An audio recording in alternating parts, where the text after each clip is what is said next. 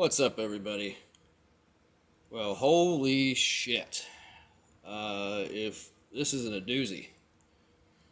So, as I've been processing all of this information and chewing on it a little to try to fully comprehend what this was about and why I was forced to suffer what I did, quite a few things have come to light, and I've had a few quote unquote breakthroughs or epiphanies.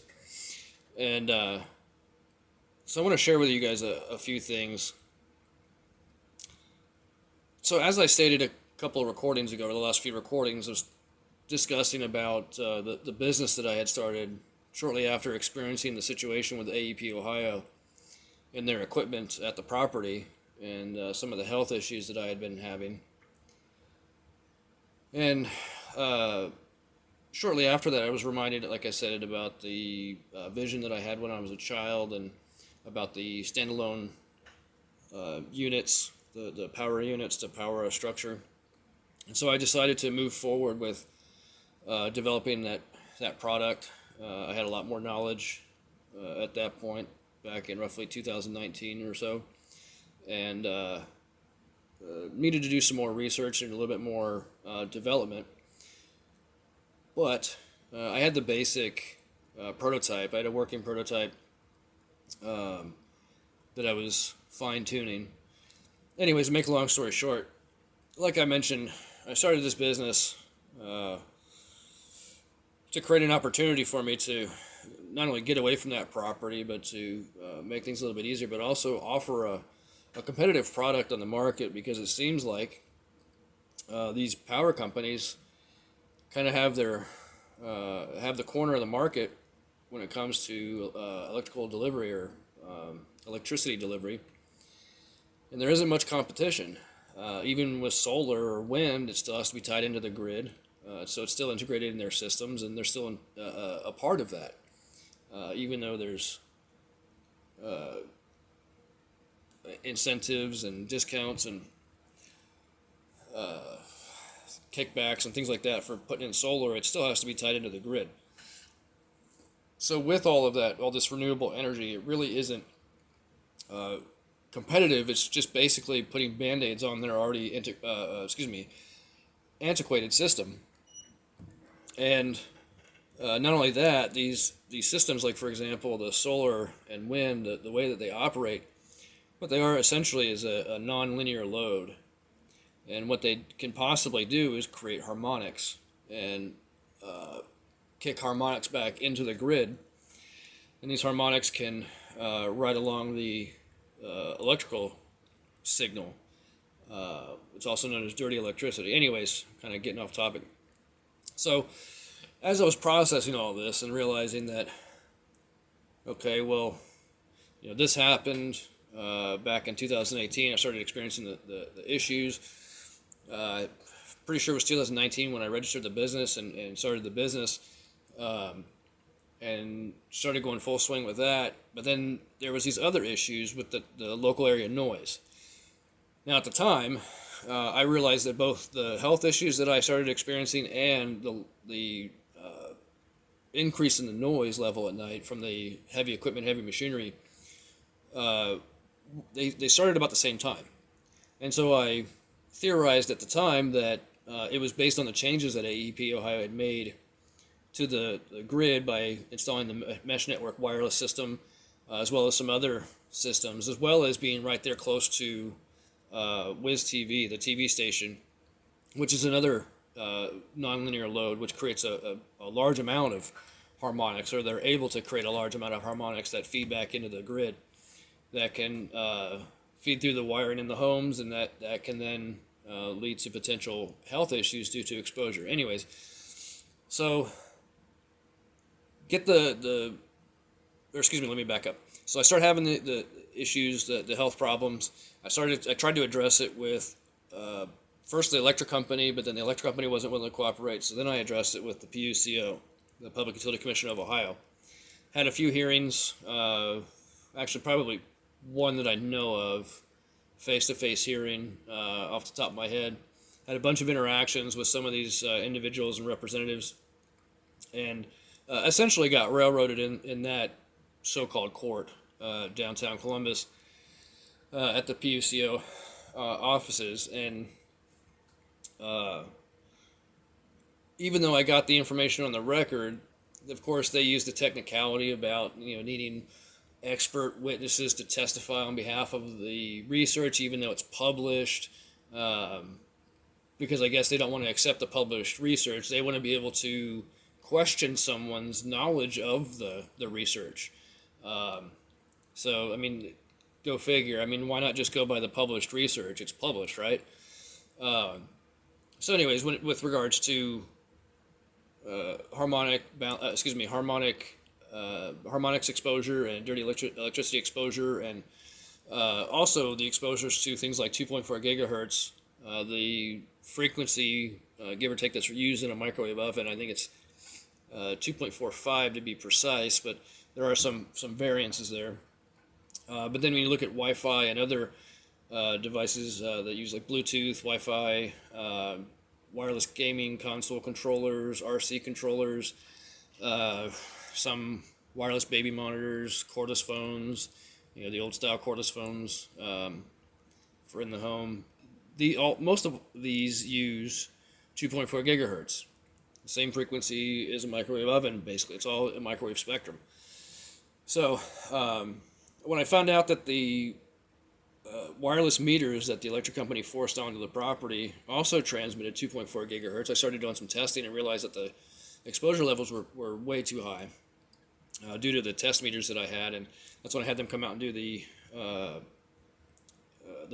assessment on the property for the exposure, and they found some concerning readings, but of course they didn't find them concerning, conveniently. They considered them safe, even though according to their own graph that they sent with the results, it showed that at that level of exposure it can cause sleep disturbances and other issues. Now, after the hearing downtown with the PUCO and going through all of that, I ended up in, I believe it was 2020 in April, if I'm not mistaken. I had the meter and the drop line removed from the property, from the power lines, to disconnect completely from the grid. So essentially I was going with a standalone property, creating my own energy, using different things like a gas generator to start, to be able to develop the project, the standalone unit, so that way I had power to use, power tools and that sort of thing to fabricate the parts that I needed. And then also I started to integrate a little bit of solar, just some inexpensive solar panels from like Harbor Freight, for example, that worked really well with maintaining batteries. So if I had any batteries that got drained pretty quickly, I could throw them on the solar panels and they would charge it up back to full charge. And if I ever needed to just maintain a battery, I could just leave it connected to the solar panel controller, leave it connected, and it would trickle charge and it would keep it maintained.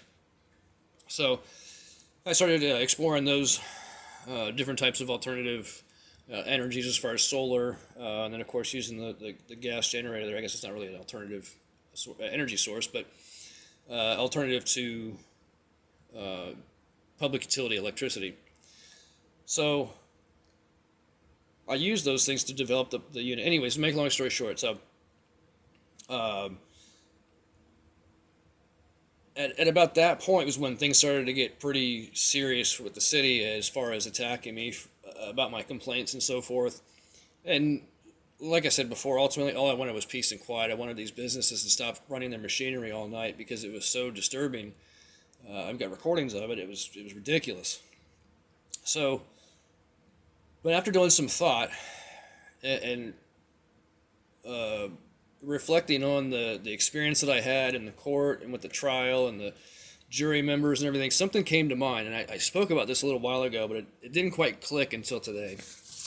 And I remembered, I'm pretty sure, I'm like 90% sure that Jeffrey C. Young, I have his name circled here, and I think that's why I circled it, was because he was the one that read off the fraudulent verdict in the court for the jury.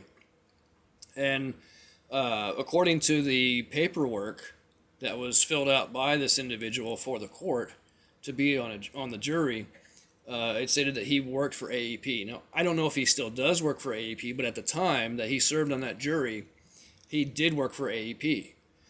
And I raised an objection about him being on the jury because of the fact that he worked for AEP and the history that I had with AEP. And of course, Michael Hughes and Kelly Cottrell excuse it. Oh, he's a grown adult. He can set those differences aside or not have any biases or that sort of thing. But then when everything was said and done, when this man, Jeffrey C. Young, was the one reading the verdict that worked for AEP, a huge light went off.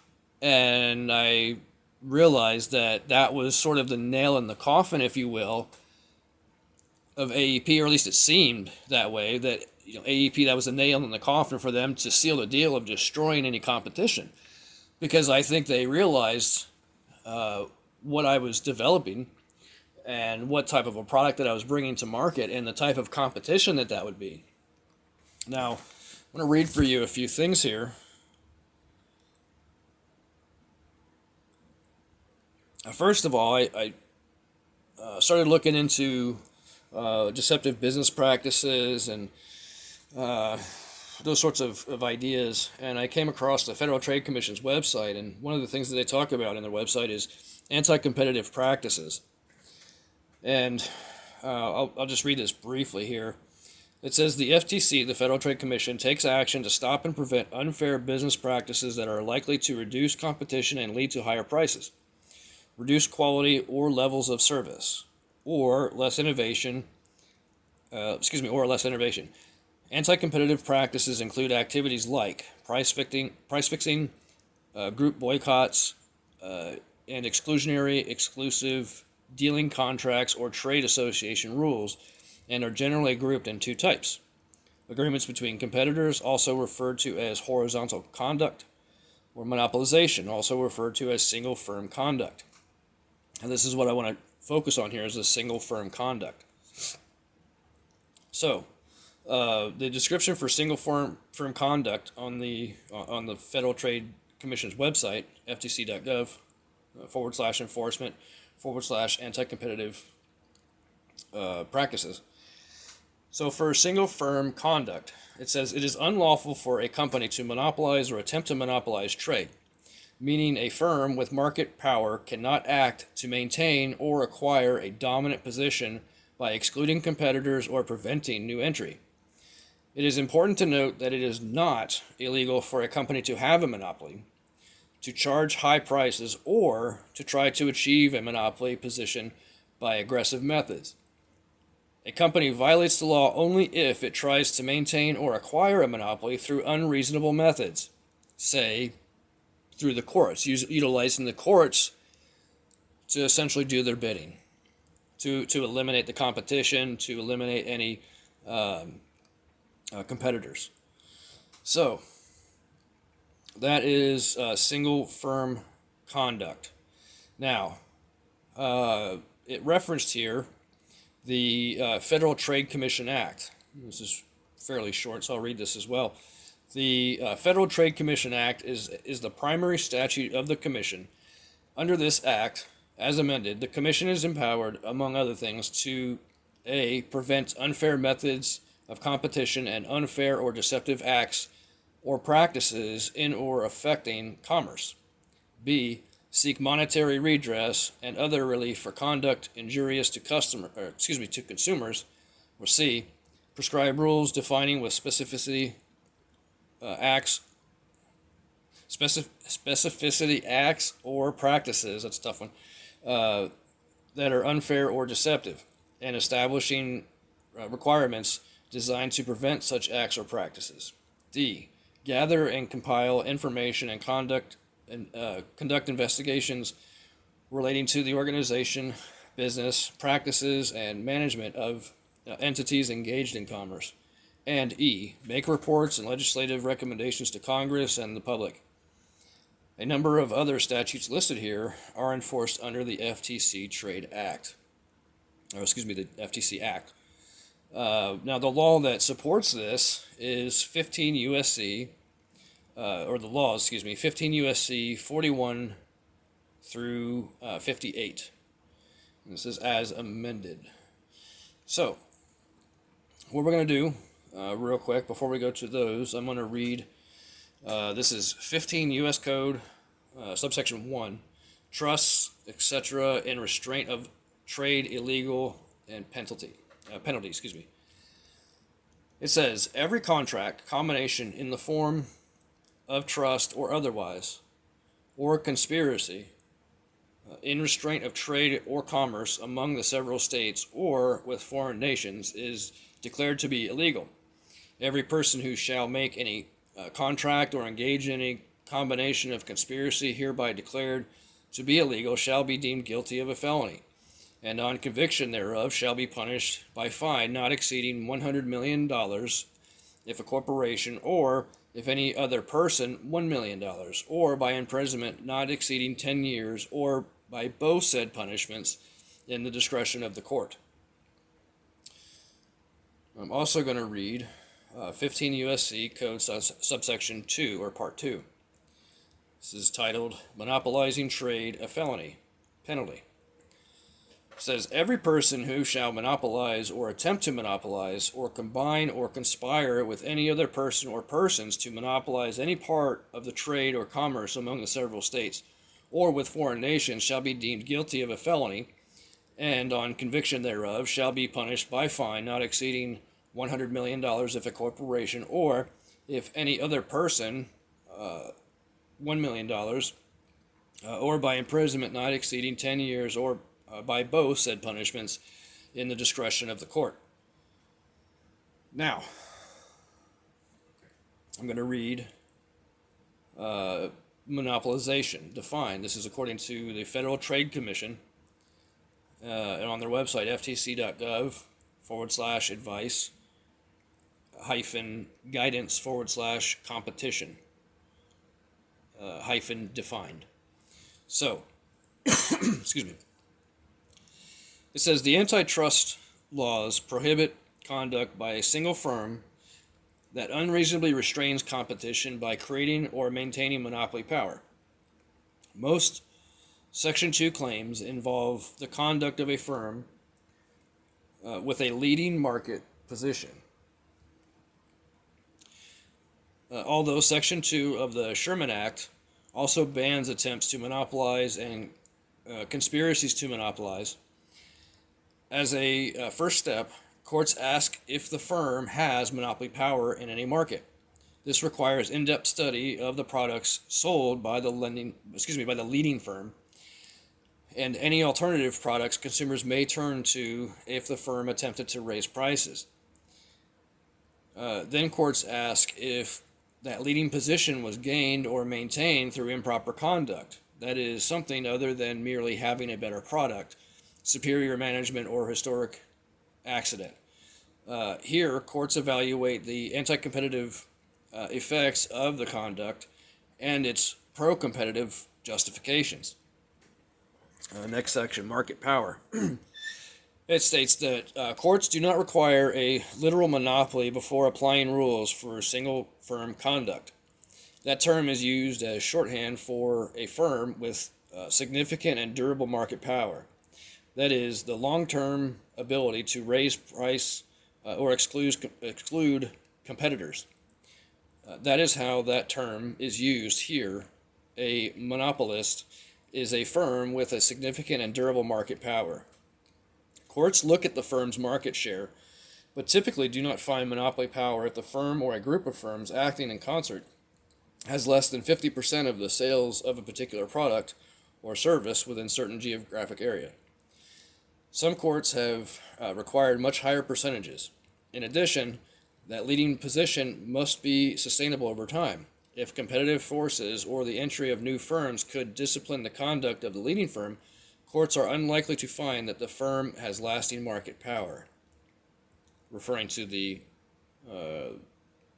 monopolist, if you will. Next action, exclusionary conduct.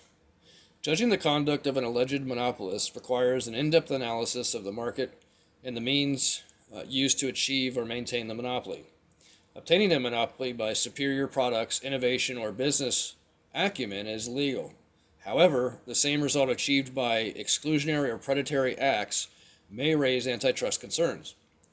Exclusionary or predatory acts may include such things as exclusive supply or purchase agreements, tying, predatory pricing, or refusal to deal. These topics are discussed in separate fact sheets for single firm conduct.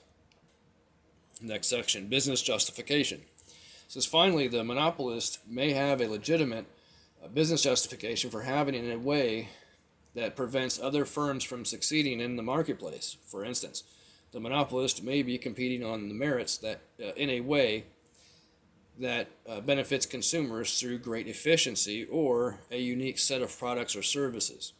In the end, courts will decide whether the monopolist's success is due to the willful acquisition or maintenance of that power as distinguished from growth or development as a consequence of a superior product, business acumen, or historic accident.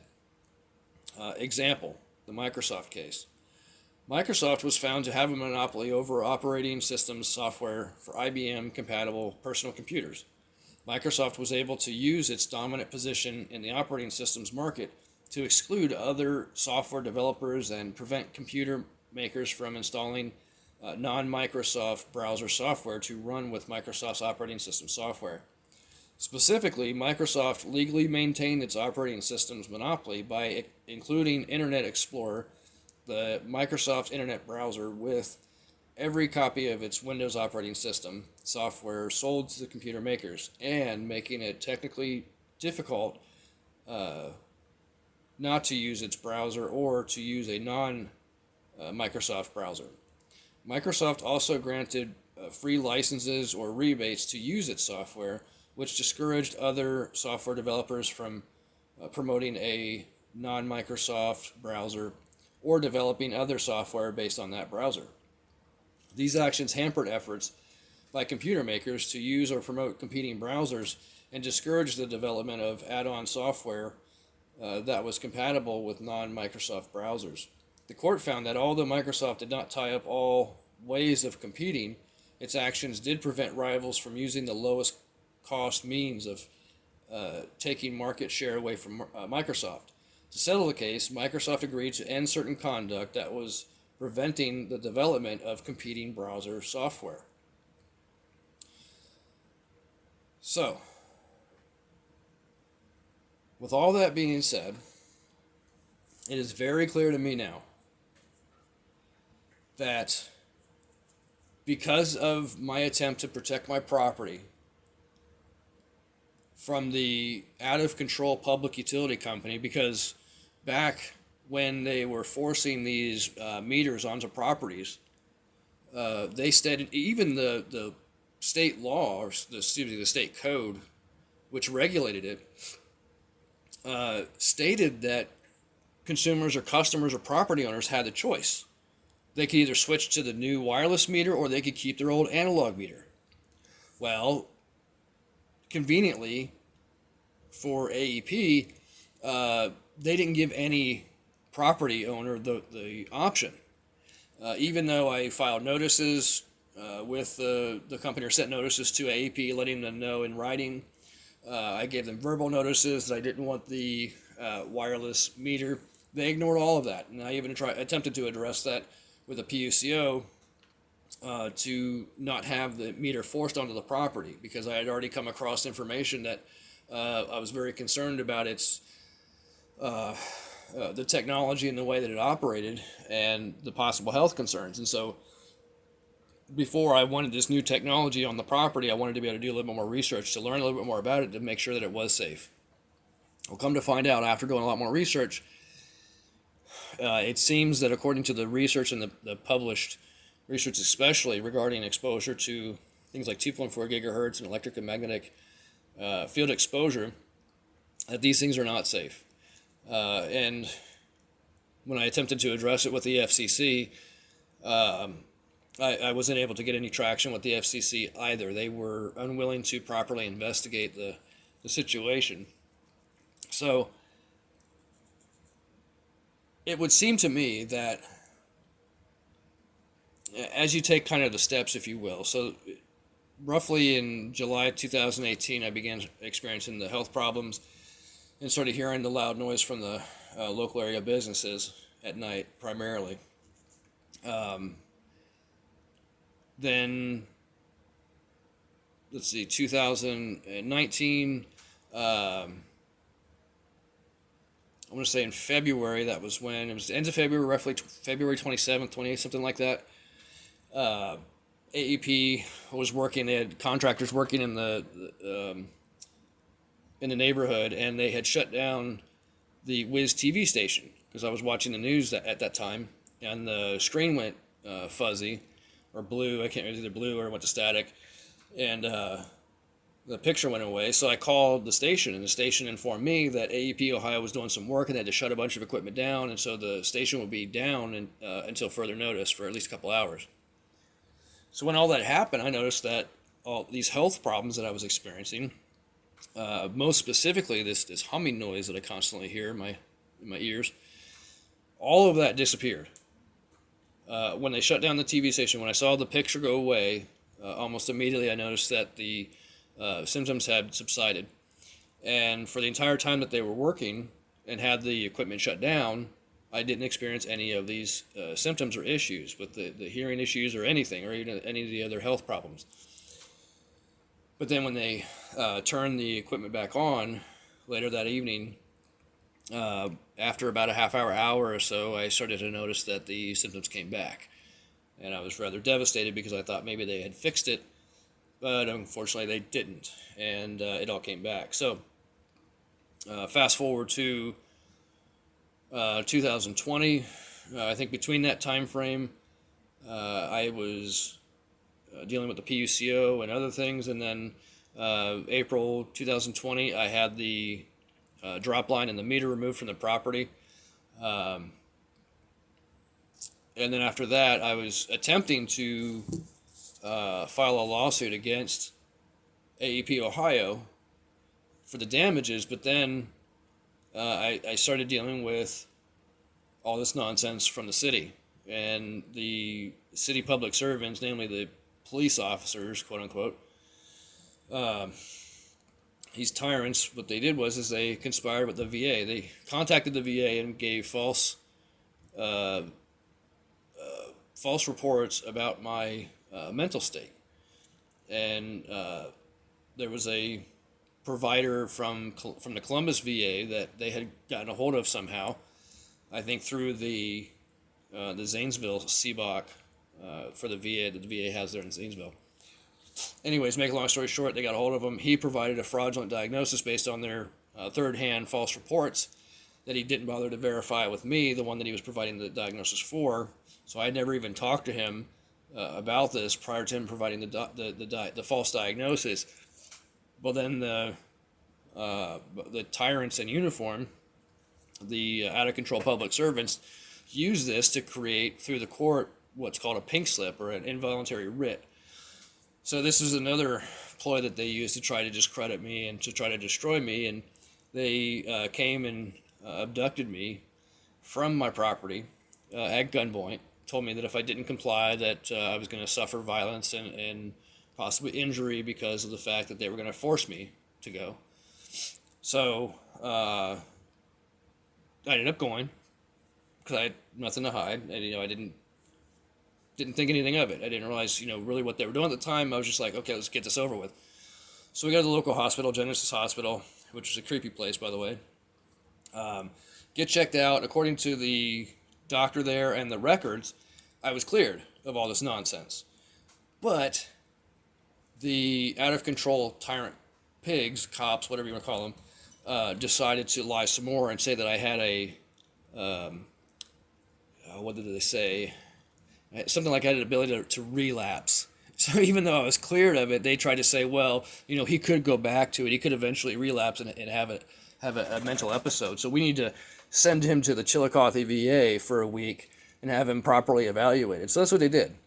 They trafficked me to Chillicothe, Ohio, for me to be forced to do inpatient care, to be evaluated for these ridiculous claims and diagnoses that were proven wrong by the doctor at the or at the local hospital. Thankfully, at the time, I had already started posting to YouTube some of the recordings and so forth and interactions. And while I was dealing with these people at the Chillicothe VA, I had them pull up the recordings and the interactions, and I explained it all to them. I broke it all down, and I said, look, this is what's going on. Once they realized what was going on, what the truth was, they very quickly got me the hell out of there. But unfortunately, at that point, the damage was already done. So, that was in roughly August of 2019 when they did that. So then, fast forward, like I said, 2020, roughly April, I had all the equipment removed, and I started moving ahead with retrofitting the property, the building, the structures for the unit that I developed. And throughout that time, of course, I was dealing with more of this nonsense from the city for my complaints about the noise that they were refusing to address. So then, of course, fast forward to 2021, beginning of June was when the last time they attacked me at the property. They ambushed me, came in, guns drawn. I had probably 10 guns in my face, threatening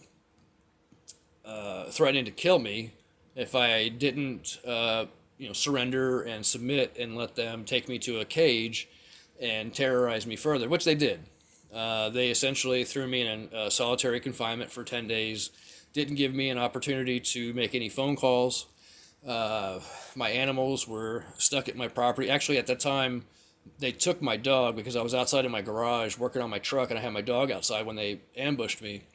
And so they took me away. My dog was running around outside loose because they took me away, and she was trying to chase the car that I was in. So they ended up taking her to the pound. And thankfully, at some point, I had some family members find out or realize that I was missing. And they made some phone calls and found out that I was in jail. And then they found out that my dog was at the pound. And so thankfully, they went and retrieved my dog for me, even though I had to essentially write a release, submit a handwritten statement to release my property, my dog, to my family member. So that way she could take care of my dog while I was gone, and they also took the other animals as well, so that way they weren't going to be suffering, and I could focus on handling all this bullshit in the court and everything. So, and then from that point, of course, the rest of the story, if you've been paying attention, all the nonsense they pulled in the court with the failure to appear to a hearing that wasn't even scheduled, wasn't even on the docket, all this nonsense. And of course, at the time, I was completely ignorant about what was truly going on in the courts. I didn't realize it was this corrupt, and also I didn't realize the language at the time. I was very naive to the language that they use, the legalese, and how we use words that mean one thing to us, but in the legal system, the word means something different. And if you don't understand what I'm saying, then just read 1 USC 1. Makes absolutely no sense. It contradicts itself from my perspective every sentence. So, I mean, there's that. But you can read it for yourself. And then if you feel like commenting in the comment section, and let me know what you think about 1 USC 1, or any of this for that matter. But, I will say that I'm not really much for entertaining nonsense. So if you feel like, commenting some stupid shit, if you want to be an idiot, don't bother. It's not going to get anywhere. You're just going to look like an idiot, and I'm going to make you realize how much of an idiot you are.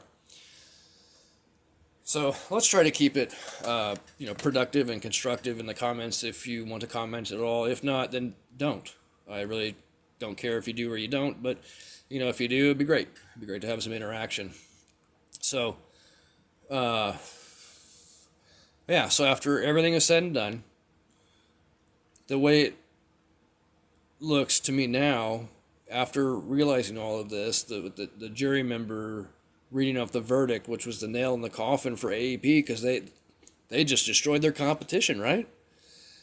Or at least seemingly. They set me back pretty well because of the fact that I had to walk away from the property for my own safety, and to get away from these people because they were just completely out of control. But it's apparent to me now that possibly, and more than likely, as the evidence shows, people like Donald Mason, who has served on energy boards and has served the state and the public utility companies in different capacities, even the Public Utility Commission of Ohio, served on the board there. He has extensive background with them. And of course, if you're familiar with lobbying at all, a lot of these corporations lobby politicians for certain benefits and privileges over others or other competition possibly. And so there's a possibility, and this is kind of what, or not even kind of, this is what the evidence shows to me, is that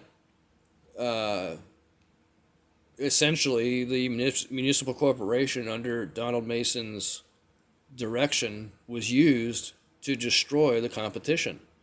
They used the municipal courts, they used the county courts, the Court of Common Pleas, the sheriff's department, the police department. They even represented the state of Ohio in all capital letters, that corporation. And so they implicated all of those organizations in this conspiracy.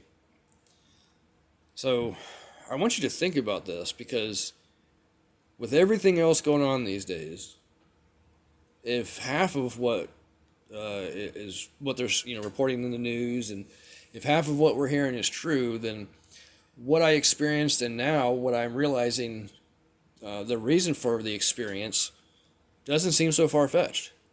When you have people like Joe Biden and his family, and the stories that are coming out about his family and the corruption, if half of that is true, I'm not surprised that I ended up dealing with what I dealt with, because of the fact that there's just outright rampant corruption.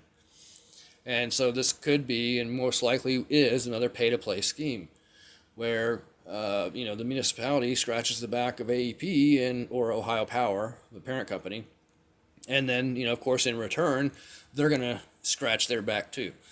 That's kind of how it works. And so it's not any secret that these public utilities, on the bills and so forth, there's taxes that are paid, and those taxes and some of that revenue goes to the state and to other entities, possibly even the municipality. I'm not 100% sure on that. But at the very least, even if there's no direct link per se, business relationship or contractually with the municipality in AEP Ohio, the fact of the matter is that Donald Mason's experience with the Public Utility Commission and the Energy Board and so forth, and his potential influence, or the influence of AEP Ohio on him in those positions over the years, could have caused him to act in the manner that he did, or they could have put him up to it and asked him to do something about it. I don't have any proof one way or the other, but either way, the evidence seems to show that there was some type of activity in a manner to do away with competition, and using unreasonable activities and conduct to do so. And so that would make it illegal according to the Federal Trade Commission. The act that I read, as well as the 15 U.S. Code, Part 1 and 2, where it described the situation and the penalties for it. So, please read all that yourself. I cited those particular websites and such. I guess I could probably put them down in the description for you. But if any of you want, links to any of this kind of stuff, if I'm able to, I can either add them to the details section, or I can comment down below and add some of the links to these specific pages that I'm getting the information from, either the ftc.gov or law.cornell, which are two of the sources that I use, the main sources that I use for this information. So again, if you have any questions or concerns, feel free to leave a comment.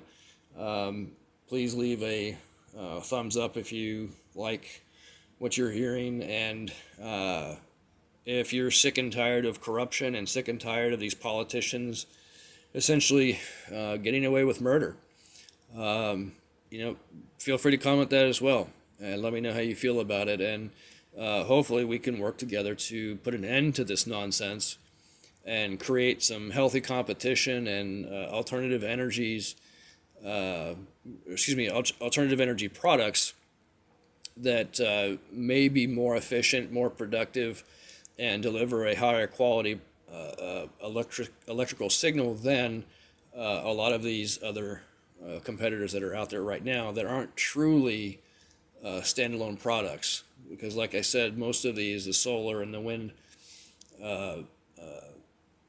generators, all of them right now, to my knowledge, for the most part, are required to be tied into the grid. So, hope you all have a good day. Definitely keep your head up. Don't let yourself be deceived, because you owe it yourself to know the truth and let the truth set you free.